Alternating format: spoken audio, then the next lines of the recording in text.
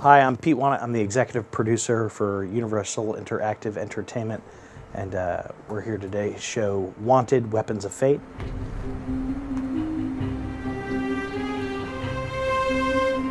She was a whore. You can tell her that.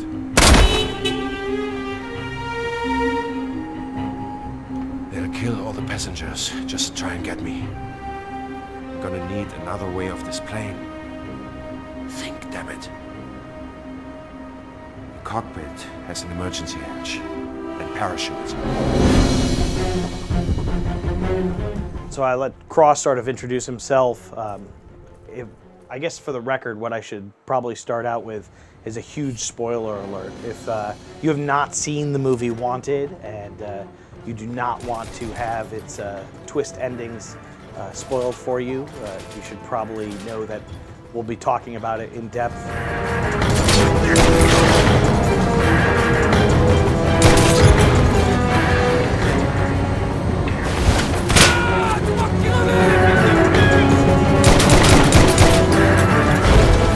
This level is called Fear of Flying, and essentially we pick up with you playing as Cross.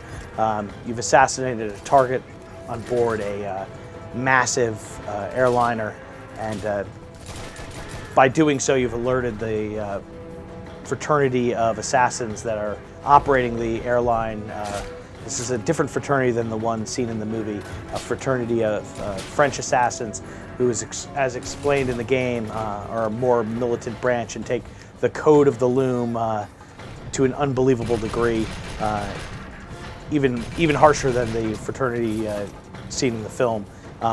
I should start off by saying that Timur Bekmambetov, who's the director of the film, actually had written an unbelievably huge, comprehensive document detailing how all the fraternity structures worked. And most of those fraternity structures were all modeled on the Mark Millar supervillain factions within the comic book, so that if you ever look at the movie and the comic book, those correlations, just as they're very true in the movie, also are true in the backstory. And we use this amount of information basically to set up the storyline for Wanted: Weapons of Fate, the game. And basically by doing that, we actually had brought on John Zerplatten, who had written was part of the writing team who had written Chronicles of Riddick for us. And we brought him on to write Weapons of Fate, largely because he was incredibly familiar with Mark Millar's work and just had a sensibility and understood the sensibility that what we wanted from the game was something that really matched the film, but still kept a lot of the tone of the comic book. So I think we're sort of a nice mix between the both. While we're clearly set in Timur's world of Wanted, we bring a lot of the Mark Millar stuff back. As Cross comes up the elevator and the members of the fraternity have gassed the passengers on board, he dons the suit. It's another example of how we sort of bring back the comic book elements. Part of that, getting the suit back into the game, it's just, it was really one. It's so iconic. If you've seen any of the J.G. Jones artwork, you know how much of an influence that suit plays, especially on the comic book covers.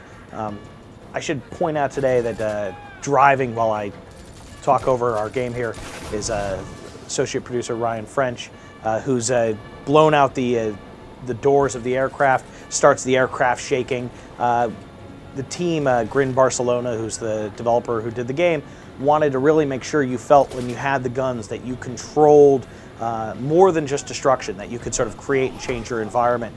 As he grabs a fraternity member here and shoots out the door, and another one gets sucked out, he can walk up to the door and slice his throat and toss him out, or he can use him as a bulletproof vest. So then there the body goes. So you'll notice the core mechanics right away, and you've seen a couple of them. The primary one from the movie is bullet curving. You'll notice Ryan can take the directional and turn it 360 degrees around. What he's looking for is that line to turn white, and then once he does, he has a clear shot. If he locks on a clear headshot, you can get a camera trail that will follow the bullet in. And curving bullets, you wanted to be able to do it around corners, around obstacles, above objects. You can also hit multiple objects as well as hit, you don't have to just hit people, you can actually hit items in the environment. So if Ryan were to take a curved bullet, aim it onto the fire extinguisher, he can hit the fire extinguisher, that'll act as a fuse and blow out the door. You can use that to set up how you attack your opponents. We saw Ryan grab one of the enemies and throw him out the door before.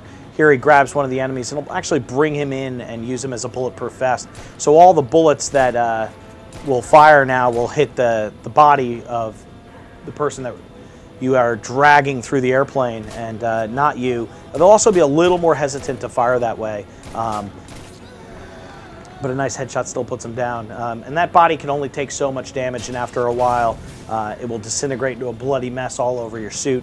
Another good reason, I guess, to have the suit in the game. So we talked about the curved bullet mechanic a little bit. We also wanted to have close quarter combat. So you see that whenever Ryan gets too close to an opponent, he has the ability to use a melee maneuver. In the movie, Wesley is taught by the Butcher how to use melee kills, and we thought that was an important part of the game that we should definitely include. Definitely makes the game feel, more action-oriented when you get close up. Part of the thing about bullet curving, while it works really, really well from far away, it can be tricky when you're very close unless you get very good at it, as Ryan will show you in a little bit. But to have that melee mechanic in there as well allowed you to get really up front and close. The other thing it does, if you played a lot of third-person shooters, you end up getting so close with your opponent, and trying to shoot somebody in third person can be really, really frustrating when that person's right there. You're like, holy shit, that guy's like 2 feet away from me. How can I not fucking kill him? And so what we wanted to do was, anytime a guy gets that close, you're able to just simply hit the circle button and jump through and have a melee attack. Another mechanic, so when Ryan is behind these things, he's able to jump out into what we call assassin time, but basically is you've seen in other games like Max Payne and in The Matrix, which is that bullet time. So he'll jump out of cover here and line up a bunch of guys. He can shoot multiple opponents. This is helpful to shoot if you're sort of overwhelmed and need to slow things down. And as long as he's successful with his kills, those 2 bullets up in the right-hand corner that turn red, those are adrenaline. And when you have a certain amount of adrenaline, it allows you to pull off different kinds of moves. In this case, Ryan is able to use it for curved bullets or for enhanced quick movements, which is our version of assassin time.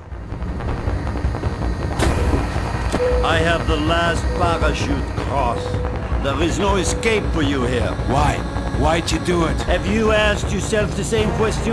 Elise would be alive if you hadn't infected her with your seed. That seed has a name. Wesley, yes I know, and I have something of his, Cross. This. You son of a bitch! Only mortel, or maybe you will learn to fly. Shit! I can't fly, you asshole. But I can drive.